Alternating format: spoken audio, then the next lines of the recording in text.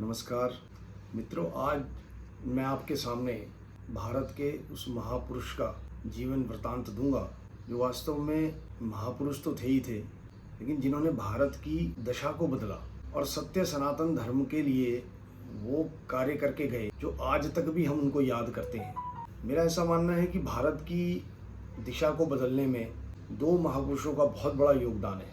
एक मैं मानता हूँ कौटिल्य, जिनको चाणक्य के नाम से भी जानते हैं, जिन्होंने पूरे भारत को एक करने का काम किया और राजा विक्रमादित्य जैसा एक राजा भारत को दिया जिसने संपूर्ण भारत को एकत्रित किया। राजनीतिक दृष्टि से तो चाणक्य का योगदान अद्वितीय है। ऐसे ही एक और महापुरुष जिन्होंने इस कलयुग में जो अधर्म चल रहा है उसमें वैदिक धर्म की पुनर्स्थापना की है, ऐसे हमारे महान शंकराचार्य, जिनको हम आदि शंकराचार्य भी कहते हैं, सनातन धर्म के लिए तो वो विशेष स्मरणीय है। इनका जो जन्म है वो आज से 2500 से 2900 वर्ष यानी कि ईसा से 6वीं से लेकर और 9वीं शताब्दी के बीच में। कुछ का मत तो ये भी है और कुछ का मत है कि ईसा से लगभग 4वीं शताब्दी पूर्व इनका जन्म हुआ है। केरल में कलानंदी स्थान पर इनका जन्म हुआ। जो इनके माता पिता थे श्री शिवगुरु और इनकी माता का नाम सुभद्रा था। कहीं कहीं पर उनका नाम विशिष्टा भी दिया गया है।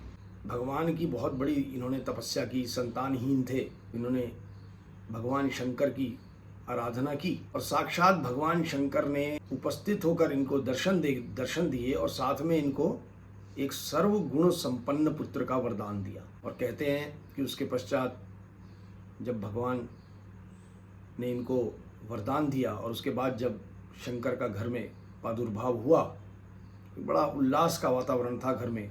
और साथ ही बचपन से ही जो इनके अंदर जो लक्षण थे वो एक महापुरुष होने के थे। 1 वर्ष तक आते आते शंकर अपनी ही भाषा में बात करने लगे थे। ऐसे ही 2 वर्ष तक आते आते तो शंकर माता पिता से पुराणों की बातें सुनकर उनको कंठस्थ करने लगे थे। और 3 वर्ष तक उनका चूड़ाकर्म हुआ। दुर्भाग्य से इनके पिता इस लोक से चल बसे। 5 वर्ष की आयु तक इन्होंने बहुत सारा अध्ययन किया और इनको घर से गुरुकुल के लिए भेजा गया। कहते हैं कि 7 वर्ष की आयु तक तो ये वेदांत और अनेक भाष्य सूत्र पढ़कर घर पर वापस आ गए। इनके जो गुरुजन थे जो इनको शिक्षा देते थे वो भी बड़े हैरान थे, ये कैसा बालक है, कैसी विलक्षण बुद्धि है, कुछ भी याद कर लेता है, कुछ भी, और उसका परिणाम तुरंत दे देता था। अपने जो गुरुजन थे उनको भी बताते थे।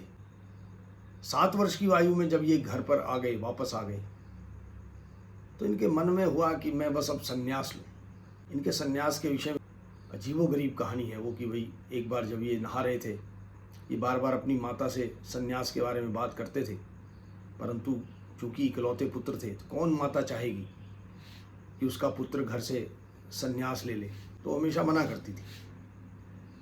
लेकिन शंकर ने तो जैसे ठान रखी थी कि मुझे इस दुनिया को जानना है, सत्य की खोज करनी है और पुनः इस कलयुग में वैदिक धर्म की स्थापना करनी है। कहते हैं एक बार ये तालाब में, गांव के ही तालाब में स्नान कर रहे थे तो अचानक एक मगर ने इनका पैर पकड़ लिया और इनकी माता भी साथ में ही थी और गांव के अनेक लोग वहीं पर थे। ये तो सब प्रभु की लीला है, सब जानते हैं। तो जैसे ही मगर ने पैर पकड़ा, जोर से चिल्लाए और इनकी माता ने जब देखा तो उसने भी बहुत शोर मचाया, गांव वालों को बोली कि छुड़ाओ मेरे बेटे को, बचाओ बचाओ, इस प्रकार की आवाज़ लगाई।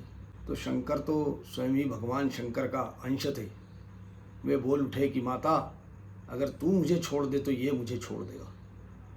अब जैसे ही माता ने ये बात सुनी तो माता और ज़ोर से रोने लगी कि मैं तुझे कैसे छोड़ दूँ, ये तुझे खा जाएगा। उन्होंने बोला नहीं तो ये मुझे साथ लेके जा रहा है, तू मुझे इस संसार से विरक्ति का, संन्यास का मुझे आदेश दे तो ये मगर अभी तुरंत मेरे पैर छोड़ देगा। अब माता बेचारी क्या करती, माता के लिए तो पुत्र का जीवन ही सब कुछ होता है। तो माता ने बोल दिया कि ठीक है जा, आज से मैंने तुझे छोड़ दिया। क्योंकि शंकर जबरदस्ती अपनी माँ को कष्ट देना नहीं चाहते थे। वो नहीं चाहते थे कि माँ मजबूरी में आकर मुझे संन्यास के लिए कहे।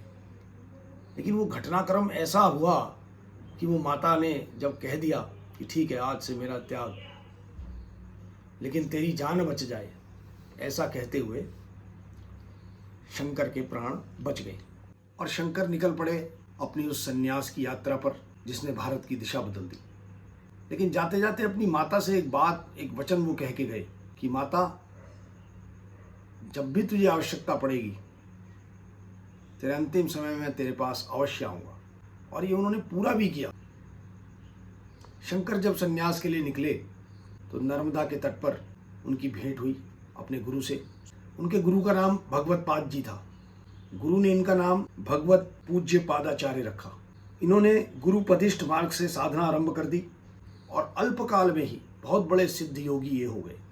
इनकी प्रसिद्धि इतनी बढ़ गई कि एक दिन गुरु ने इन्हें कहा कि आप काशी जाइए और काशी जाकर वेदांत सूत्र का भाष्य आप लिखिए। ऐसा उन्होंने अपने शिष्य शंकर को आज्ञा दी। उसके बाद ये काशी गए। वहाँ इनकी ख्याति और बढ़ने लगी और इनकी ख्याति से प्रभावित होकर, इनके ज्ञान से प्रभावित होकर बहुत सारे लोग इनके शिष्य बनने लगे। काशी में ये शिष्यों के साथ में अपना शास्त्रार्थ भी करते रहते थे और ग्रंथ भी लिखते थे। कहते हैं कि एक दिन जब ये काशी में स्नान करके, गंगा से स्नान करके ये आ रहे थे तो रास्ते में इनकी भेंट एक चांडाल से हो गई।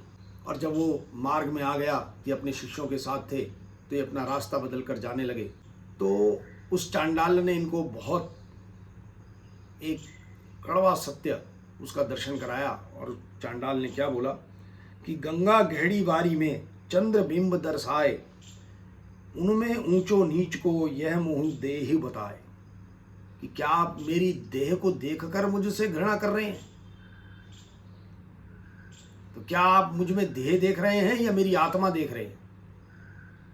तो जैसे ही शंकर ने ये उक्ति सुनी तो शंकर समझ गए कि ये कोई सामान्य चंडाल नहीं है, क्योंकि आज इसने बता दिया देह और आत्मा में अंतर क्या है। वास्तव में मनुष्य से ऊंच नीच के आधार पर भेदभाव नहीं करना चाहिए, ये उसका अर्थ था। मनुष्य तो सब बराबर हैं, परमात्मा के अंश हैं। और जैसे ही उस चांडाल के मुख से शंकर ने ये बात सुनी तो शंकर तुरंत समझ गए और उसके पैरों में गिर गए।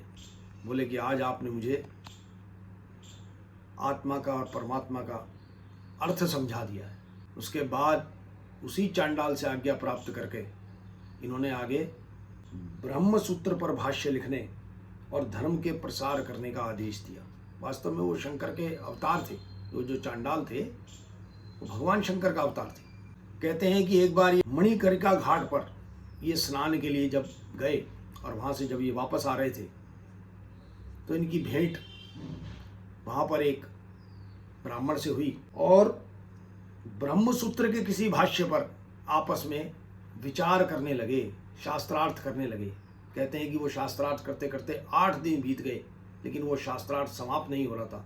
तो शंकर ने अपनी अंतर्दृष्टि से, अपने ज्ञान के चक्षु से ध्यान लगाकर ये समझ लिया कि ये कोई सामान्य मनुष्य नहीं है। तो इनको ध्यान में आया कि वो स्वयं नारायण के अवतार वेद व्यास जी ही थे। तो इन्होंने तुरंत उनके चरण स्पर्श किए और वेद व्यास जी ने भी इनको दर्शन दिए और दर्शन देकर इनको आगे इस संसार की भलाई के लिए, वेदों के प्रचार के लिए इनको आज्ञा दी और वहाँ से अंतर्ध्यान हुए। बाद में अनेकों यात्राएं करते करते ये प्रयागराज पहुँचे, जहाँ कुमारिल भट्ट से इनकी भेंट हुई। उनके साथ भी इन्होंने शास्त्रार्थ किया। तो उन्होंने बताया कि एक मंडन मिश्र नाम के व्यक्ति हैं, उनकी ख्याति पूरे देश में उस समय फैली हुई थी और वो बहुत बड़े ज्ञानी और विद्वान थे। तो इन्होंने कहा कि आप उनसे जाइए और उनसे शास्त्रार्थ कीजिए। यदि आप उनके साथ शास्त्रार्थ में उनको पराजित कर देंगे तो फिर पूरे भारत में आपके वैदिक धर्म की पुनर्स्थापना होगी और पुनः यह राष्ट्र वैदिक संस्कृति की ओर अग्रसर हुआ। अब शंकर गए, शंकर की भेंट हुई। अब जब शास्त्रार्थ होना था तो मंडन मिश्र के साथ में उनकी पत्नी भारती जो थी वो भी बहुत विद्वान थी। अब शास्त्रार्थ प्रारंभ होने से पहले यह तय हो गया कि जो भी इसमें पराजित होगा वो दूसरे का शिष्यत्व ग्रहण कर लेगा। अब एक और समस्या पैदा हुई कि आखिर उसका परिणाम, उसका जो निर्णय है उस शास्त्रार्थ का, वो कौन करेगा। तो मंडन मिश्र की पत्नी भारती को उसका निर्णायक बनाया गया और कहते हैं कि उसने दोनों के गले में माला डाल दी कि जिसकी माला भी सूख जाएगी वो पराजित माना जाएगा, यानी कि उसको क्रोध आ गया तो क्रोधी आदमी पराजित हो जाता है। ऐसा शास्त्रार्थ दोनों के बीच में प्रारंभ हुआ। और आप देखिए उस समय जो शास्त्रार्थ था वो केवल हार जीत का विषय नहीं था, वो संवाद था एक आपस में कि क्या सही है क्या गलत है। और जब कोई हार जाता था तो वो उसको स्वीकार करता था। आज के युग की तरह नहीं, एक बहस होती है, अनंत बहस हो जाती है और सत्य को भी झूठ करके प्रसारित किया जाता है कि 100 बार झूठ बोलो तो वो सत्य हो जाएगा। आजकल तो यही चल रहा है सब, लेकिन उस समय ऐसा नहीं था। और जब मंडन मिश्र पराजित हुए तो यह निर्णय भी उनकी पत्नी भारती ने दिया और उसके बाद मंडन मिश्र ने उनका शिष्यत्व ग्रहण किया। और कहते हैं कि वो बाद में उनके सुरेशाचार्य के नाम से वो प्रसिद्ध हुए और वो एक मठ का जो कार्य था वो उन्होंने ही उनका प्रारंभ किया था। अब जब वो पराजित हो गए तो भारती ने बोला कि मुझे अभी आपसे कुछ प्रश्न करने हैं, उनकी पत्नी ने, मंडन मिश्र की। और भारती ने उनसे इस संसार के विषय में रति संबंधी कुछ प्रश्न किए। अब शंकर तो सन्यासी थे, उसे इस मार्ग का ज्ञान नहीं था, तो उन्होंने हाथ जोड़कर उससे माता कहकर इसके लिए क्षमा मांगी और कहा कि मुझे इसके लिए 6 मास का समय दिया जाए, मैं उसके बाद आपको उत्तर दूंगा। और मित्रों, अब मैं जो घटना बताने जा रहा हूँ वो आज के युग में कोई भी उस पर विश्वास नहीं करेगा, लेकिन मेरा ऐसा विश्वास है कि हमारी सनातन संस्कृति में हमारे ऋषि मुनियों ने और जो उस समय के जो इतिहासकार थे उन्होंने जो लिखा है वास्तव में वो सत्य ही लिखा है। और कहते हैं कि शंकर ने अपने शरीर में से अपनी आत्मा का प्रविष्ट जो है वहाँ पर उसी समय तत्काल एक राजा अमरूक थे, उनके शरीर में उन्होंने अपनी आत्मा का प्रवेश किया और फिर 6 मास तक उसके शरीर में रहकर उन्होंने वहाँ पर इस संसार में क्या क्या होता है सारी बातों का अध्ययन किया। और बाद में जैसा कि उन्होंने अपने शिष्यों को बोल रखा था कि ठीक 6 मास के बाद उनके शरीर में उन्होंने पुनः प्रविष्ट किया और उन्होंने आकर उसके पश्चात वो मंडन मिश्र की पत्नी भारती से दोबारा शास्त्रार्थ किया और उसको भी पराजित किया। तो ऐसे शंकर थे और ऐसी हमारी संस्कृति थी देश की शास्त्रार्थ करने की कि पराजित होने पर बुरा नहीं मानना, गुस्सा नहीं करना, दूसरे को झूठा नहीं ठहराना, लेकिन उसकी बातों को आत्मसात करना, ये हमारे देश की संस्कृति थी। तो इस प्रकार से शंकर ने उसके पश्चात वैदिक धर्म की स्थापना के लिए, वेदों की पुनर्स्थापना के लिए अपनी एक फिर से यात्रा प्रारंभ की। एक घटना और उनके जीवन की है कि एक बार सेवड़े यानी कि ये तंत्र मंत्र को जानने वाले लोगों के साथ उनका शास्त्रार्थ हुआ और शंकर ने उनको भी पराजित किया। अब जो सेवड़े थे वो घबरा गए क्योंकि उनका अपने वहाँ के उस समय के जो स्थानीय राजा था उसके ऊपर प्रभाव था और उनको उनके विरुद्ध भड़काने लगे। लेकिन राजा ने ये बात नहीं मानी क्योंकि उनकी ख्याति बहुत फैल चुकी थी उस समय तक शंकर की। तो लेके गए उनके पास में, तो उन्होंने षड्यंत्र रचा कि आज जो है हम शंकर और ये राजा इन दोनों को मृत्यु लोक पहुंचाएंगे, ऐसा उन्होंने तय किया। और राजा के साथ महल की छत पे बोले कि हम आपको एक चमत्कार दिखाएंगे आज। और ऐसा करते करते वो राजा को छत पे ले गए, शंकर को भी साथ ले गए, उनके शिष्य भी साथ में थे। तो उन्होंने अपने तंत्र मंत्र की विद्या से ऐसा किया कि वह चारों तरफ ऐसा लगा जैसे जल प्रलय आ गई और वो पानी जो है वो छत तक आ गया है और बस अभी राजा और हम सब डूबने वाले हैं। ऐसा उन्होंने एक जाल बिछाया, षड्यंत्र किया। और उसके बाद एक वहाँ पे नाव भी उपस्थित कर दी और राजा से बोले कि अभी आप इसमें पैर रखिए और आप बच जाएंगे हम सब। शंकर तो ये सब देख रहे थे, तो उन्होंने अपने ज्ञान की दृष्टि से देख लिया और उन तांत्रिकों से, सेवड़ों से बोला कि सबसे पहले आप ही बैठिए, हम आपके पीछे पीछे बैठते हैं। कहते हैं कि वो जैसे ही सेवड़ों ने उस नाव में पैर रखा, हुआ नाव थी ना, वो जल था, वो तो केवल छत थी और ये सारा माया जाल था। कहते हैं जैसे ही उन्होंने पैर नीचे रखा वो सब के सब एक साथ मृत्यु लोक में पहुंच गए और इस प्रकार उन्होंने राजा की भी जान बचाई और अपनी। तो ऐसे अंतर्यामी, ऐसे ज्ञानी, ऐसे विद्वान पुरुष थे शंकर। तो जो संक्षिप्त उनके जीवन था और जो उनके जीवन की जो प्रमुख घटनाएं थी वो मैंने आपके सामने बताई। कहते हैं कि 262 ग्रंथ उन्होंने लिखे, छोटे बड़े मिलाकर।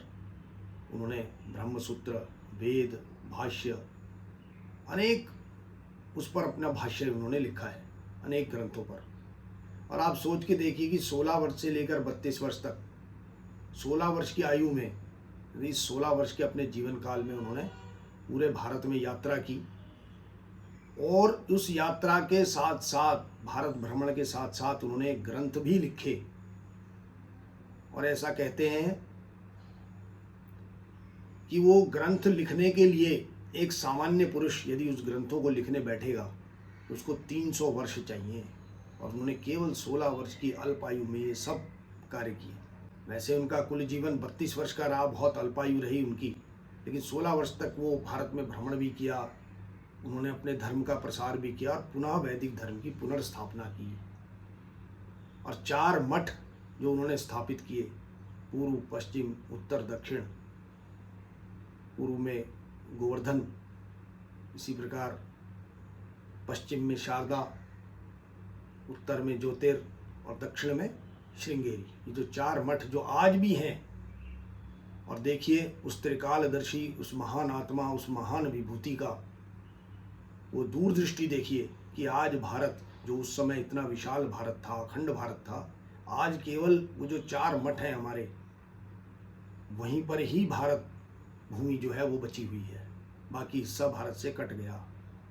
तो ऐसी दृष्टि उस शंकर को इस सनातन धर्म की रक्षा के लिए, इस सनातन धर्म के प्रचार के लिए जिसने अपना संपूर्ण जीवन लगा दिया, तो हम सब के लिए प्रेरणा स्रोत है, हम सब सनातन धर्मियों के लिए और पूरे भारत के लिए और इस वैदिक धर्म के लिए, सनातन धर्म के लिए, सबके लिए, हम हमारे सबके लिए वो पूजनीय है। और उनसे प्रेरणा प्राप्त करके, जैसे उन्होंने अपना जीवन धर्म के प्रसार के लिए लगाया, अगर हम सभी धर्म को मानने वाले लोग उनसे कुछ भी प्रेरणा लेकर थोड़ा थोड़ा सा अपना समय इस धर्म के प्रसार के लिए लगाएंगे, अपने जीवन को धर्म से जोड़ेंगे, उनकी कही बातों पर चलेंगे, तो ही हमारा जीवन भी धन्य होगा और इस राष्ट्र के लिए, इस देश के लिए, इस धर्म के लिए हम भी कुछ करेंगे। ऐसा समझकर हम इस कार्य को आगे बढ़ाएं। नमस्कार। अगले विचार के साथ अगली बार मैं आपके सामने अवश्य उपस्थित रहूँगा। तब तक के लिए नमस्कार।